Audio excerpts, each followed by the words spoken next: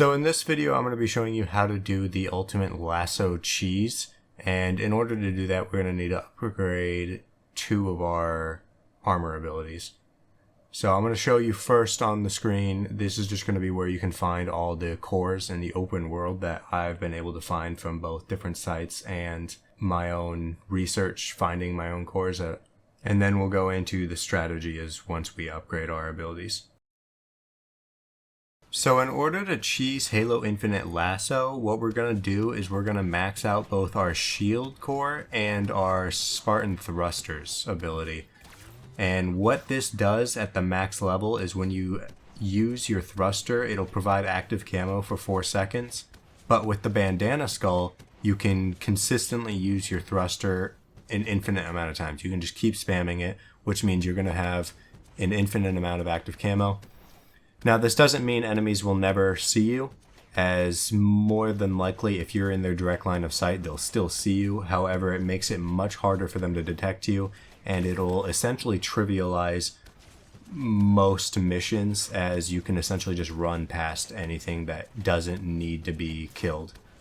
So you can just keep running past, and as you can see in the footage here, I'm really just running past everything, and I'm just killing everything I need to. It's very important that the main loadout we're going to be doing with this is it's going to be our tried and true rocket launcher and an energy sword.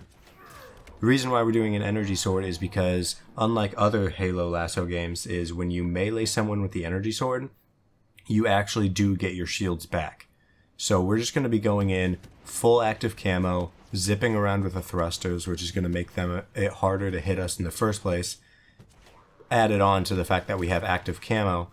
And then we're going to be constantly meleeing every enemy, which means we'll be ending every fight with full shields, meaning we'll be getting more checkpoints more frequently, and it's just going to be a huge time save.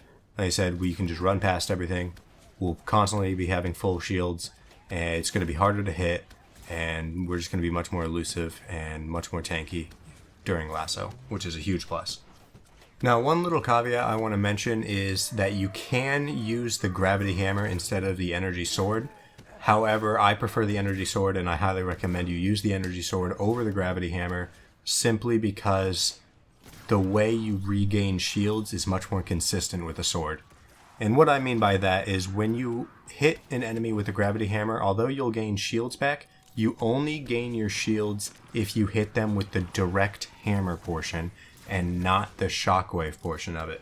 So if you slam your hammer on the ground and you're not directly in front of an enemy to where you hit the enemy with the shockwave instead of the direct hit, you will not get your shields back. So it's a lot less consistent, and on top of that, it's generally a lot slower, albeit it's a little bit more destructive in groups of enemies, but in general I've had way better results with the energy sword as opposed to the gravity hammer. So highly recommend the energy sword.